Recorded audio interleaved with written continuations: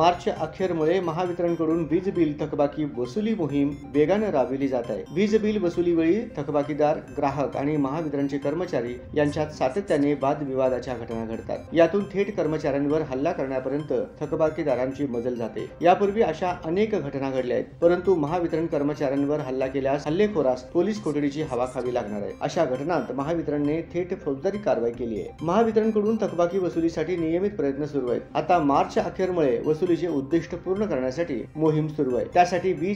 त्यासाठी वीज जोड तोडणी केली जात आहे। थकबाकी व पुनर्जोडणी शुल्क भरल्यानंतरच वीज पुरवठा पूर्ववत केला जात आहे। मात्र वसुली मोहिमेवेळी शिवीगाळीसह कर्मचाऱ्यांच्या अंगावर जाण्याच्या आणि त्यांच्यावर हल्ले केल्याच्या घटनाही घडल्या आहेत। वीज वापरानंतर ग्राहकांनी नोंदणी केलेल्या मोबाईलवर मीटर रिडिंगसह वीज बिलाचे विवरण पाठविले जाते। शिवाय घरी बिलेही पोच केली जातात। महिनाभर वीज वापरूनही ग्राहक बिल भरण्याकडे दुर्लक्ष करतात। त्यामुळे अशा ग्राहकांविरोधात महावितरणला कठोर भूमिका घ्यावी लागते। वर्ष अखेरमुळे आता थकबाकी वसुलीसाठी अधिकारीही मोहिमेत सहभागी झाले आहेत। थकबाकी न भरणाऱ्या ग्राहकांचे वीज जोड तोडले जात आहेत। या माध्यमातून थकबाकी वसुली मोहीम तीव्र करण्यात आली आहे। वारंवार सूचना देऊनही वीज बिल न भरल्यामुळे वीज पुरवठा खंडित केला जातो। मात्र त्यानंतरही वीज जोड तोडल्यामुळे वीज कर्मचाऱ्यांवर हल्ले होतात। उन्हाळ्यात सतत वीज पुरवठा खंडित होतो। त्यातून वाद होऊन कर्मचाऱ्यांना मारहाण करण्यापर्यंत घटना जातात। नादुरुस्त मीटरमुळे वाढीव वीज बिले दिली जातात। यातूनही ग्राहक संतप्त होऊन कर्मचाऱ्यांना मारण्यापर्यंत मजल गाठतात।